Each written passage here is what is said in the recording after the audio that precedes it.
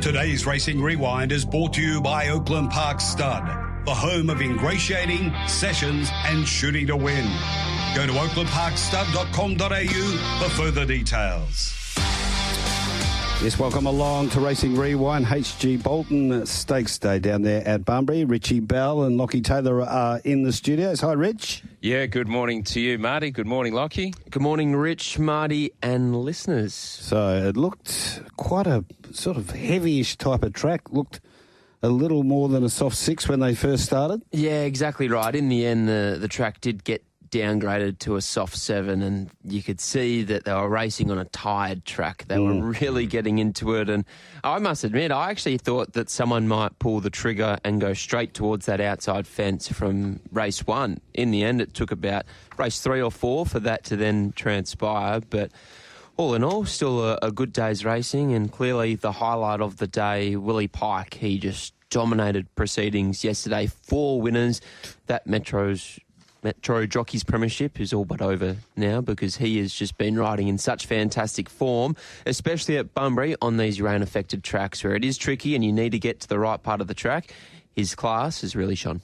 Well, he spent that time in Sydney where I think there was about 3 months where it was heavy track every single midweek and also weekend. I remember him talking about that, and that was a learning curve for Willie over there, but he's certainly learnt very heavily from that experience. It's like shelling peas, watching him from the 800-metre mark, just getting through the field and then getting to the outside, even with Wind in the Line, who looked so unlikely to win about the 800-metre mark, even the 500, and yet he's found a way.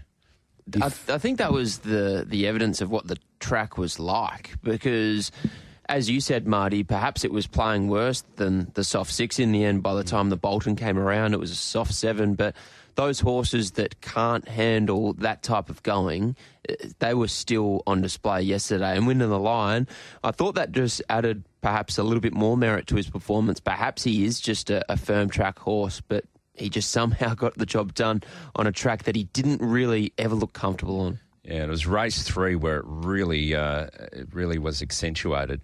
The fact that being on the inside was just absolute quicksand. And Ton of Grunt was sitting third the fence and is a real wet tracker, and you could just see it was going nowhere on the inside, but wanting to travel into it and looking a potential winner at the 300. But those horses on the inside were just completely bogged down. So was there rain on the day down there or not? No, just progressively just got worse with wear. It's just tired. From the steward's room, nothing to report. Willie Pike and Jason Whiting both received reprimands for careless riding, but other than that, it was a nice clean day. Okay, 0427 789 5714 Retrovision. Get some texts in for the boys, Richard and Lochie. Race number 1 was Join the Club Corporate Membership Plate.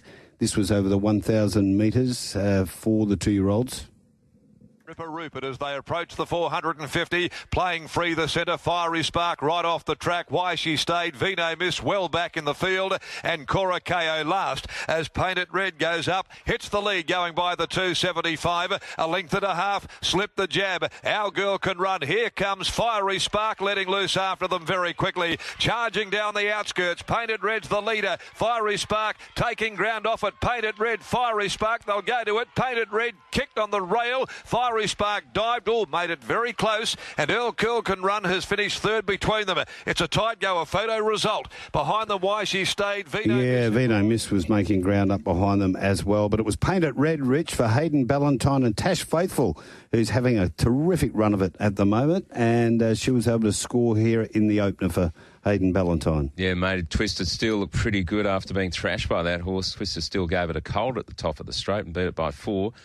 And Painted Red did similar to the early leader here, Cool Nick. Went past it pretty quickly at the top of the straight and showed a good turn of foot and plenty of dash there, racing to the lead. And Fiery Spark has done a really good job because it had to go wide on the corner. I guess that was maybe a point Lochie was maybe trying to make, that to Sean potentially, as he started to go wide on the turn, he came back inwards to level up again and come closer to the inside, or he's still come down the middle of the track. But I guess he could have had that option to go even wider. But it's missed by a nose and was an unlucky loser in a sense. Probably should have won. Our Girl Can Run did really well. I thought the mat was sort of against it once it didn't ping the gates and it sat sort of fifth out wider. And I thought toughed it out really well. Vino Miss didn't begin brilliantly, but it's made fairly good ground over the final 200. It wasn't a bad run. But the real eye-catcher here, Lochie, I don't know if you noticed, Korakeo, which, it had trialled at Lark Hill, finished third behind Why She Stayed, who's finished just in front of it in this race. Gee, it was a run. It was sizzling late. Exactly right, and doesn't really look like a 2-year-old when you do the replay. Looks like a horse that will appreciate a little bit more time. Painted Red, just a professional, tough performance. Hayden Ballantyne suggesting post-race that she'll go out for a break now. Fiery Spark, I think he should have won the race if Sean McGrady doesn't drop the whip at around the 200-metre mark. He was massive in defeat. Clearly a horse that is going very, very well. He is still a horse that gets a real bee in his bonnet. He proved difficult to load again yesterday, and he's quite the handful in the yard. So I just hope that Steve Wolf and his connections can get enough racing in him that he can really learn what racing's all about. Ole and just Kirk. Chill out a little bit, because as we know, the Ole Kirks, they are absolutely flying. So whilst I think Fiery Spark should have won, I think our girl can run the run of the race. Massive on debut, just was never better than 3, sometimes 4 deep the trip. And I thought that she was entitled to run essentially last at the top of the straight, but she just kept on finding and finding. She was massive. She's clearly a horse to follow for mine. And unfortunately for the punters, because Vino Miss was very well backed, she essentially showed the exact same gate speed that she showed at the trials, and she didn't improve from the trials to race day. So unfortunately, her race was all over before it even began. It's always a risk you take, isn't it, when you just back them off the trials. Painted Red, so that's a good start for winning Rupert. One of our sponsors here on Tab Radio. Well done to the winning Rupert team there with the first winner. And a good week for Hayden Ballantyne and Tash Faithful as well. 2 winners in the week. And she'll be going to Carnarvon with a very good book of rides today as well. She'd be the jockey to follow. I'd imagine she'd be very short price favourite to win that Jockey's Challenge up there. Race number 2, the Machinery West Handicap, and this was over the 1,400 metres. Come after the leader behind those. Allentown has to sit and bide its time. Running fourth is Tactic. Surf Patrol comes to the outside, being followed then by Zoo Coney. Jellybean Jones back behind them, getting squeezed out for a run. Can't Up Queen as they went to the 200. The favourite a shot duck, quickly headed now by Timeless Gem, and down the outside Surf Patrol coming. Timeless Gem under the 60 in front. Surf Patrol Strapping Profits come from a long way back. On the inside, Timeless Gem from Strapping Profit as they hit the line. And Timeless Gem has just won. Timeless Gem under the big weight, grand effort to beat Strapping Profit. Behind them, Surf Patrol, Can't Up Queen, who looked a bit... Yeah, good win this, Timeless Gem. Good tough win. Stephen Miller, Sean McGruddy, Brad Parnham Crook yesterday had to get off his rides, and Sean McGruddy, good luck to you, Shooter, picking up the winning ride there. It's interesting in here hosting Inside Running yesterday, so I took note of the tips. I don't normally do that, and TC stuck with Timeless Gem, and it was a case of Richie sticking with the horse, wasn't it? Everyone was sort of trying to make a reason why it couldn't win, trying to go away from it, the obvious, and he stuck with it, and he tipped well yesterday. Well done to TC. He tipped 4 winners on a pretty tough day.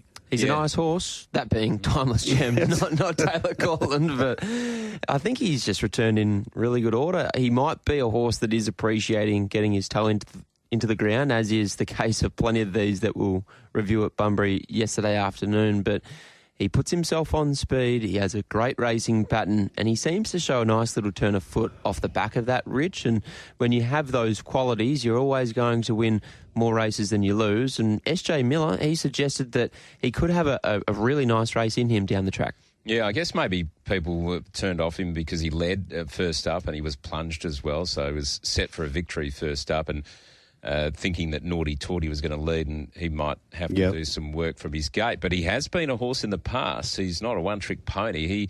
He sat wide one day at Pinjarra when he won his maiden and really toughed out a fantastic win that day. So I guess it wasn't going to be a problem sitting outside of a horse like Naughty Torty. In the end, Naughty Torty was slow to recover and finished last, not as slow to recover as the punters because the favourite didn't win till race 7. But Timeless Gen did a good job, fought on well. Strapping Profit was terrific, one of the runs of the day, really finding the line, beautiful big horse, and still the penny probably hasn't quite dropped, gets the head up a little bit, but nice horse going places. Surf Patrol plugged home really well, and Lochie Can't Up Queen was certainly an unlucky runner. Darren mentioned it in the call, getting chopped out there.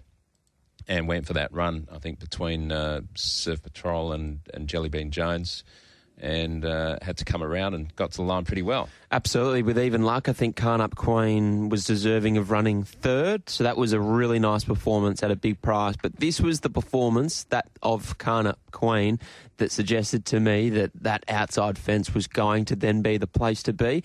And then when you look at the results for the remainder of the day, Lyndon's Gold then wins the next right down the middle of the track. So that was a prequel to what then occurred for the remainder of the card. But I completely agree with your comments in regards to Strapping Profit. It looks like Steph Bakranich has a nice horse on her hands, and I really don't know what went wrong for horses like Allentown and Naughty Torty. Clearly in the inferior part of the track, but they were too bad to be true. So perhaps they've come to the end of their campaigns. Naughty Torty, he's by Sessions. Lucy Fury suggesting that post-race that he didn't handle the going. So...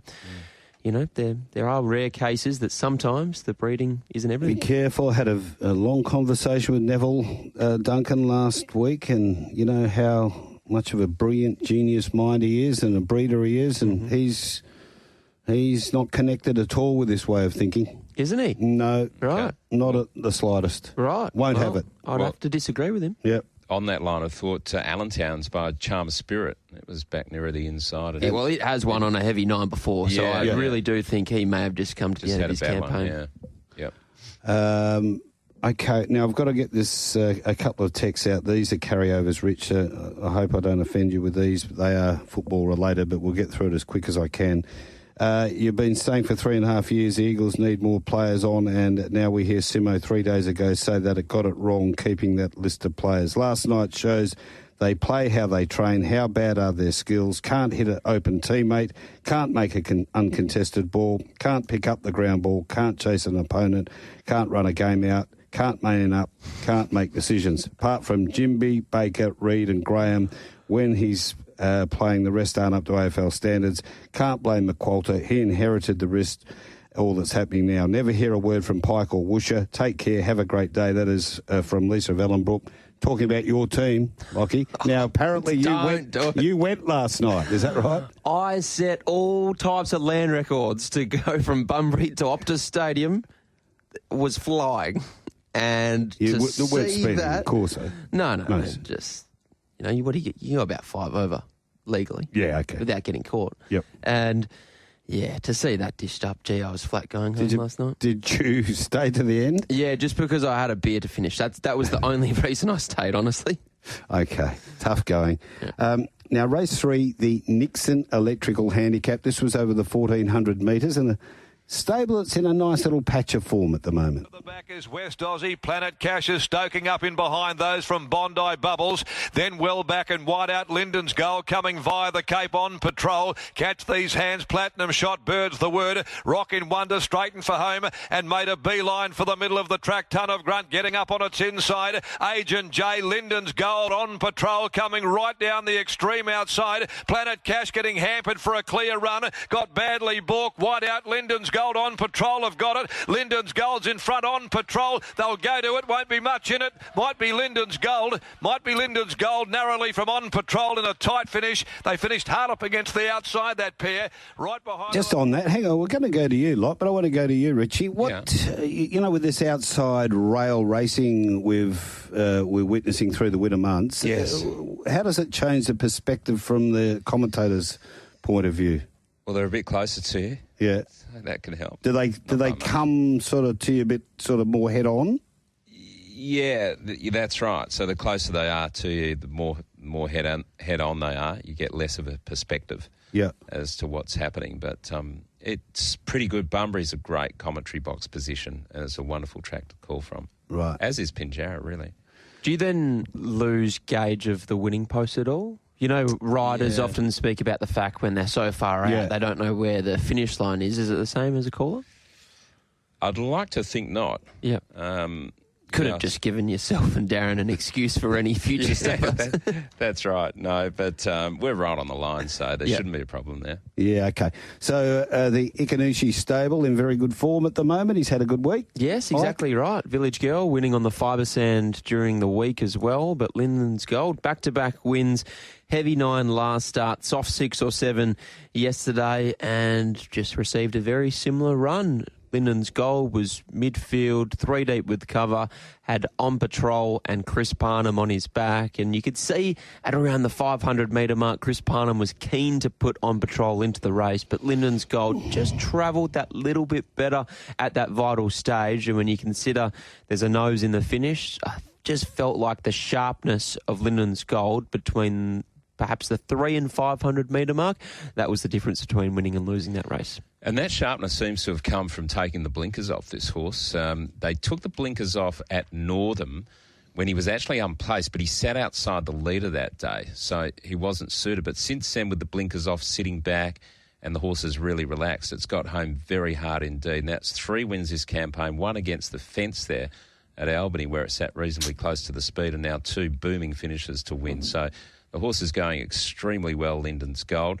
Platinum Shot was another really good, consistent run. Rockin' Wonder tried to get to the middle, then sort of got intimidated back to the inside, got beaten 2 lengths. The run wasn't too bad. I wouldn't completely drop off. Didn't mind the run of Flinders Lane, who was on the worst side of the track, and only got beaten just over 2 lengths. Another one for Hayden Ballantyne, and just completely forget Ton of Grunt went around. It got really stuck there in the quicksand, and just couldn't go a yard and got beaten just under 4 lengths. But that horse, it's funny, he's been screaming out for a heavy track, and he gets a track that seemed to suit yesterday, even though it wasn't heavy, and he got stuck in the place he didn't want to be in.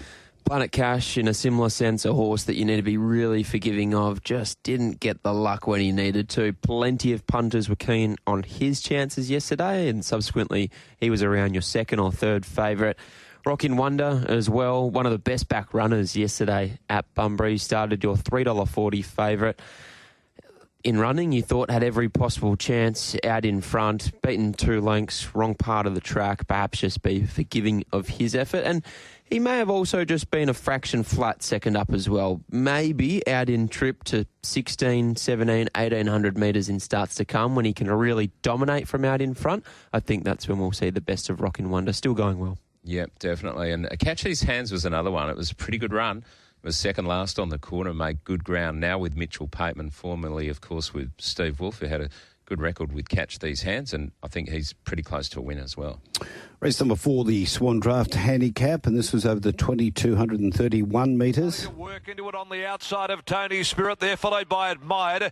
Dark Looks takes off around them deeper. Cosmic Chaos back in the field. The top weight, Fat Roy Slim, Amazing Cheat, and Slew's Box. But Snazzler, Watson makes a beeline to the outside rail. Snazzler's the leader. Here's Done with the Blue starting to wind up. Cosmic Chaos, Dark Looks against the outside. Snazzler's in front. Done with the Blues is coming. Snazzler, a length and a half. Done with the Blues. It's Snazzler clinging on. Done with the Blues coming again. Snazzler's going to win it. Snazzler scored by a long neck. Done with the Blues. Cosmic Chaos third home from Gracias Dio. Yeah, Holly Watson and Jason Pateman combine here to beat on Snazzler to beat Done with the Blues, and Cosmic Chaos back in third. Rich, what did you think of the distance event of the day? Yeah, it was good. It was interesting because Snazzler made that move. I think Holly was sort of 3 wide in that first run out of the home straight, and then she started to slide forward a little bit and found herself even a little wider. And I think at that point the speed did drop a little bit, and she probably thought, well, I'm going to be stuck out here. There's not a lot of speed on. Let's go for it. And she whipped around the outside, went to the front, and that was the end of the penny section. Was able to hold on, get to the outside and beat Done with the Blues, who Willie gave every possible chance to, just didn't close in quick enough to catch Snazzler. Cosmic Chaos was terrific. This horse is very close to a win after a flat second up run. It was brilliant first up, rocketing home at a huge price. Second up flat, and then third up yesterday. Very good indeed, finishing strongly. Just wanted to lay in the final 150 metres as well. Gracias Dio did a good job out in front and battled away for fourth and Fat Roy Slim's just going through the motions with a big weight. Really nice ride from Holly Watson aboard Snazzler. Pulled the trigger at the right time, but in review, she probably just didn't really have any other options. She was either in no man's land or she had to pull the trigger, so that's what she did. And I thought this horse really deserved this victory. He's been going very, very well. Jason Pateman post-race suggesting that since the blinkers have gone on, he's actually a more relaxed horse in running, so that's a real old-school theory to put the blinkers on to actually relax a horse, but that's been the case to see this horse out to 2,000 metres last start, running second behind Forever Boy, a horse that we think can certainly win more races over this trip in Saturday company, and then out to 2,200 metres yesterday, got the job done. Cosmic Chaos, he's certainly a horse to follow for mine. He has returned in really good order.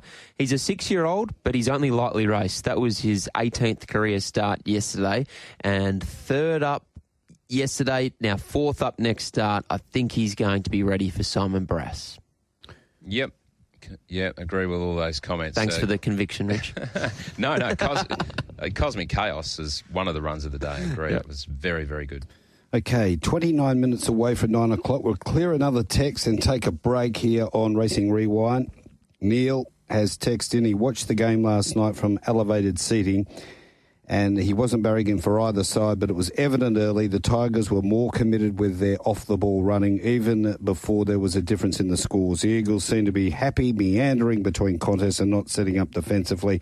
Defensive gut running isn't a stat, is rarely acknowledged, but is what he believes is a difference between the good sides and the crappy ones, just like his side, the Bombers.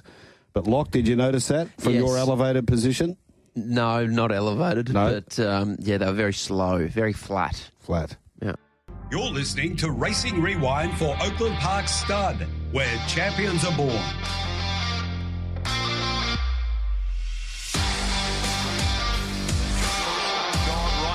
Field will have to come very deep, and last is Terratif as they turn the corner out towards the middle. They head initially, and Art Session brought them there. Art Session gets to the outside. Running second is This'll Show You, followed further back, top of the walk. Snow God is coming right down the extreme outside. From back in the field, it's charging home. This'll Show You, Snow God. Terratif has got through though, and Terratif shortly afterwards had burst to the lead when the field had fanned, and Terratif starts to pull clear. Terratif first up, gets the money from Snow God, a big run, tight for third, possibly This'll Show You, coming down the outside. Rich, this is one of those Willie Pike special rides you were talking about throughout the day. Yeah, just the way he was angling from about the 300 and yet keeping the horse's momentum going. This horse has a really sharp turn of foot, Terratif, and even over the 1,000 with all the speed in the race, it was no surprise to see him charge home and score. Snow God was outstanding, a horse who's raced on the speed previously to win, and didn't jump brilliantly, had to get back and was very wide and powered to the line out wide on the track. So it was a very good effort.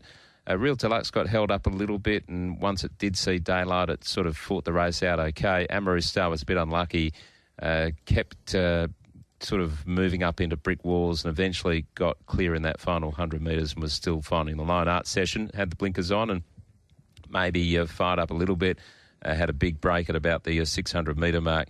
Did lose an off-4 plate in running, so maybe that might have affected its performance because it has finished a long way back in 7th place, beaten just over 4 lengths, Lochie.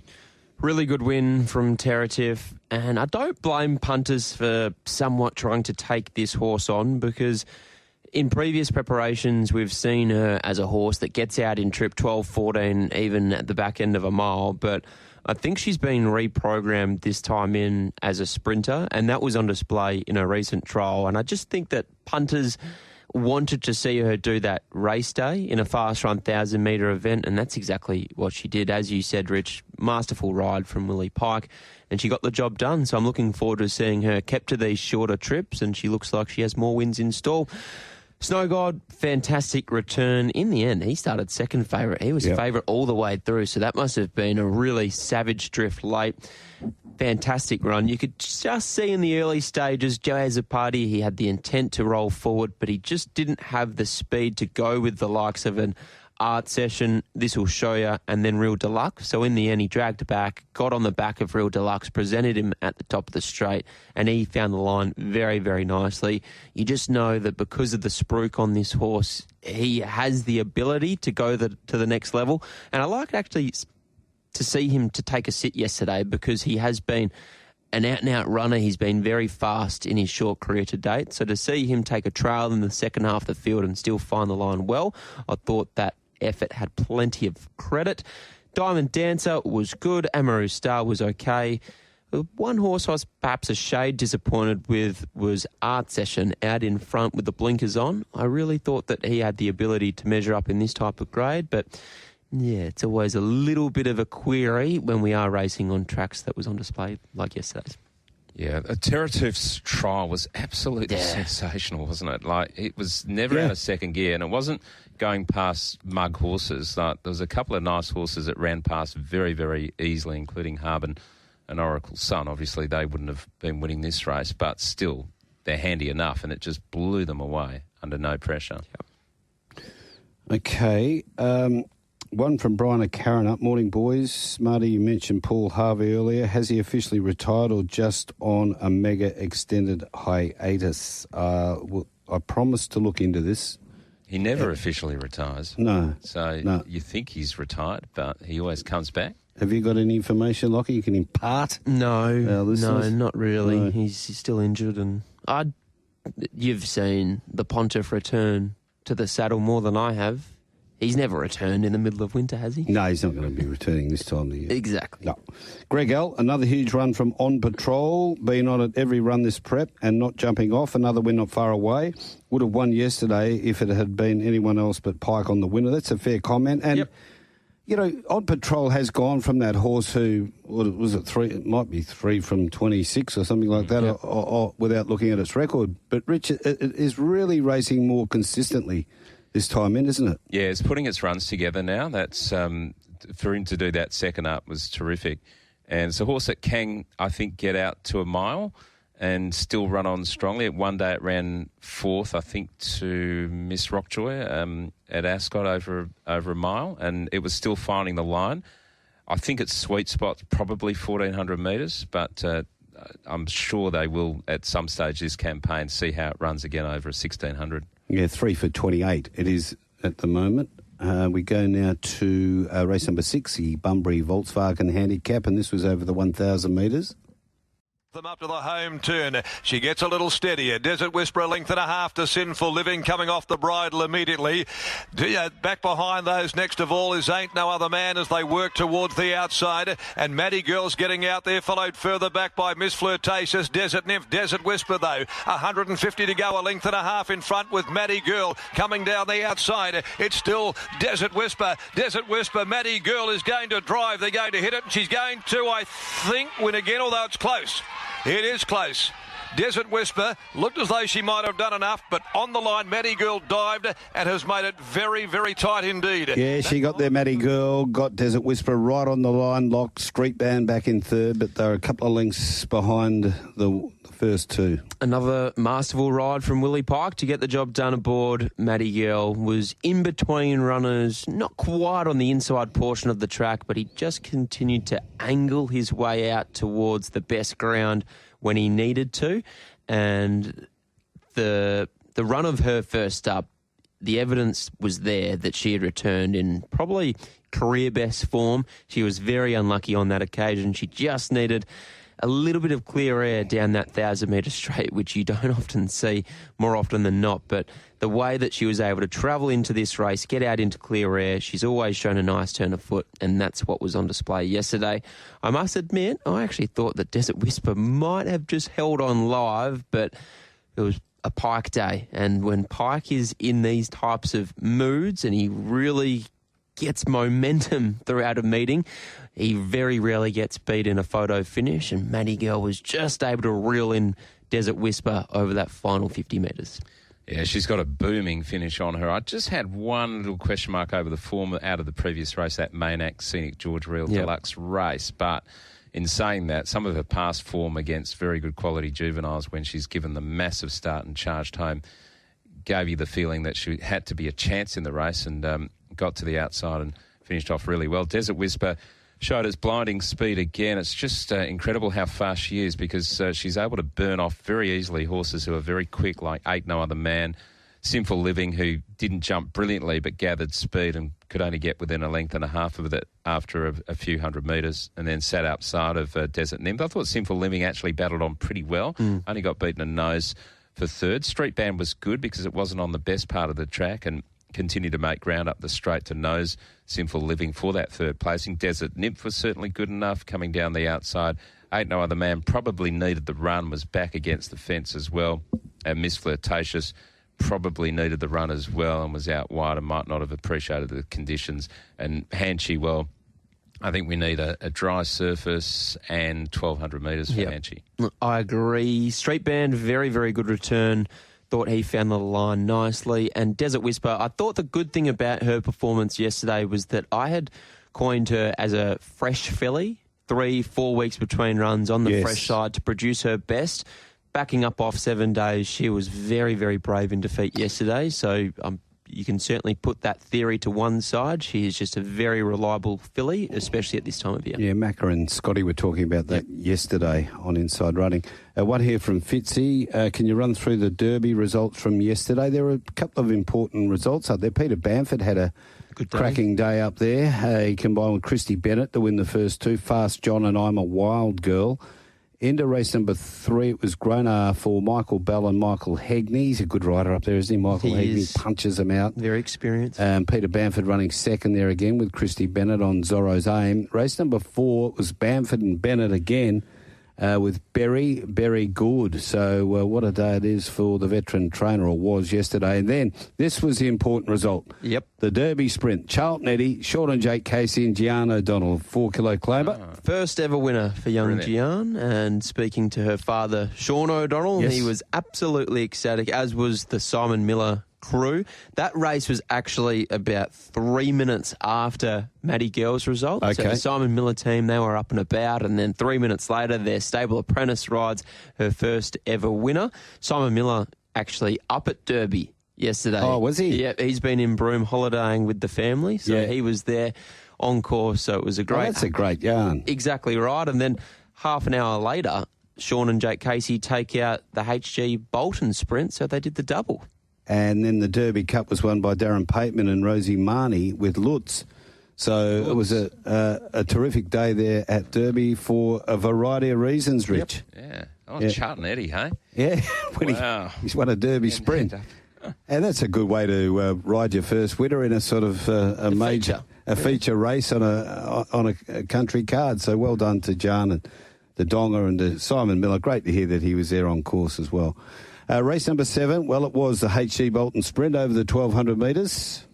But the stablemates takes off now around them wide. Baby Paris relegated to last. At the top of the straight, Pooley headed for the judge. Fanta's in pursuit. Fanta now shortly after grabs the lead. 2 lengths, Gemma's Son, Man Crush. Wind of the line going right back towards the crowd of the track. Fanta, Gemma's Son. Further back is Fast Start running on. Pooley kicks back there on his own over towards the inside. It's Pooley, Fanta, Gemma's Son, Wind of the line. Pike driving Wind of the Lion through from Fast Start, and that's 4 for Willie.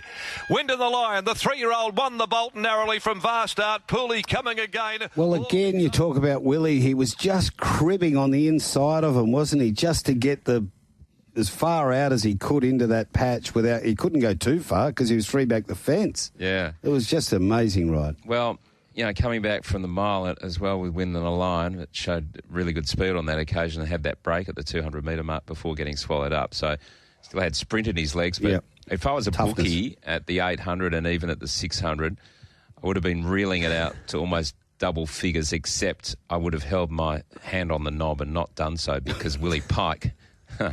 Willie... you guys have got one-track mind. And Willie Pike... You never failed to deliver, Richie. Yeah. It's always one. With Pike on, the hand was firmly on the knob.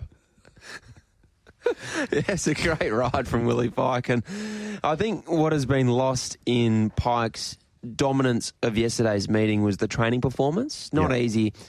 1,600 back to 1,200 metres only in 3 weeks, and as Rich has alluded to in a very interesting way, the horse looks gone at the 800-metre mark. I thought that he was just about going to tail off and run last, but the way that he was able to get him out into clear air and find the line, yes, really nice win, and he was the favourite, but for me, I just don't think he really handled the conditions all that well. And most of his form throughout this preparation has suggested that to some extent as well. So perhaps with the benefit of a break, I'm not sure whether he progresses on to the Jockey Celebration Day Stakes in a couple of weeks' time. But maybe with the benefit of a break, he might just be able to go to that next level like we thought he would, especially when he gets out back on the better tracks when we return to Ascot later this year.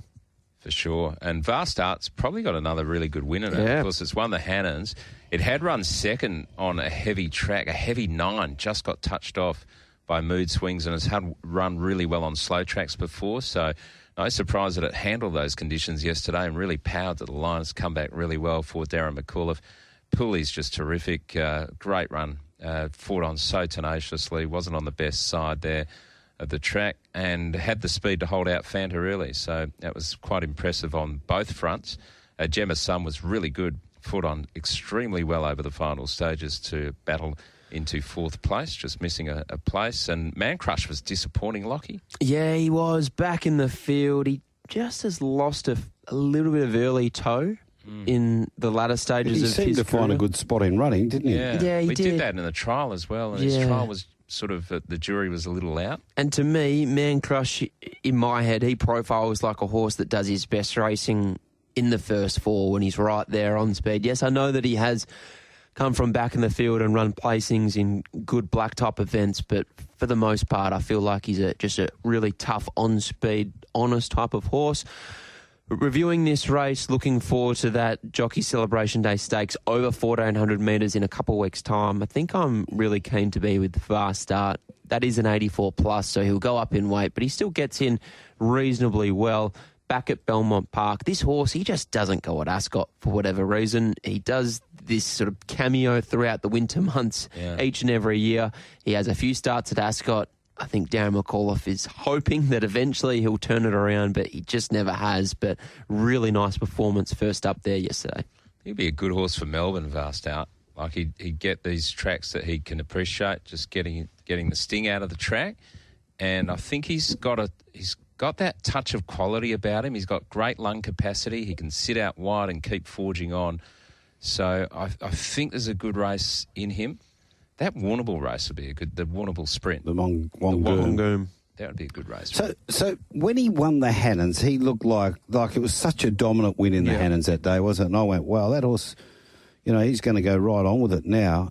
So has he been a little disappointing, or what's your thought going forward from that Hannons? Well, I think he has been disappointing. Or has it just been circumstances? Well, I don't think it's been circumstances in terms of a horse being unsound or anything. I think the circumstance is that he doesn't go at Ascot, and he never has. Yep. So he won the Hannons, and I know the Hannons isn't exactly a railway-producing race, but the way he won that race was in a manner which suggested that maybe he could run top 6 in a railway stakes if he continued on that progression. But yeah, for whatever reason, he has just absolutely hated Ascot for the large majority of his life, and as we saw yesterday, back at Bunbury and then back at Belmont in a couple of weeks' time, I think he's going to be a nice horse to follow throughout these winter months.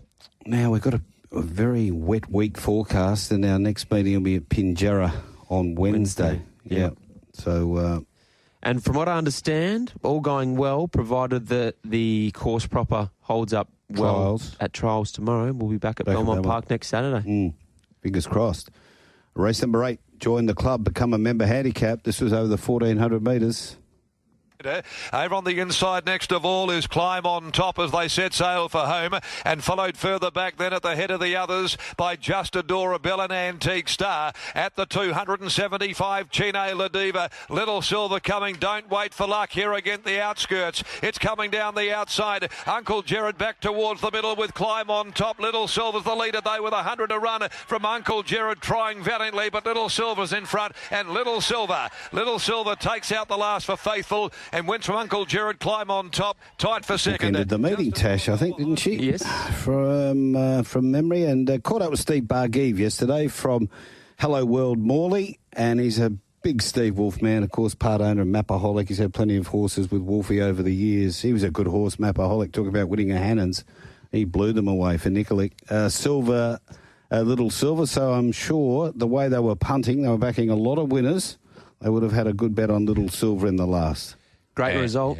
The horse put the writing on the wall. Yeah, it did, didn't it? In the last start, and Timeless Jam came out, franked the form. So, in hindsight, he's gone around at a big price at $8, especially for a horse that does his racing on top of the speed. He has that gate speed to be handy to that speed, but then he also was drawn out wide enough to get out towards the middle of the track. So in the sense, it was the perfect storm for a horse like Little Silver, and he was able to get the job done. He actually did look a little bit green at around the 200-metre mark. Perhaps he just had a good look at that grandstand side, but really nice performance from Little Silver, and Tash Faithful continues to ride in wonderful form.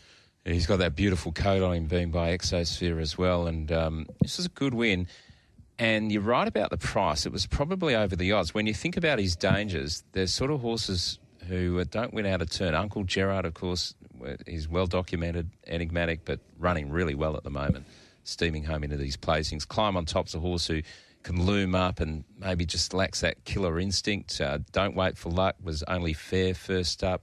Jury's still out on that horse. And then you had the two Casey horses not going that well, Border Force and Costa's Crown. And El Patron was ordinary first up. So when you look through the field, the only one who had the best run recently was Little Silver. There was a very unlucky runner, though, in Antique Star, who should have gone right alongside Little Silver over the final stages.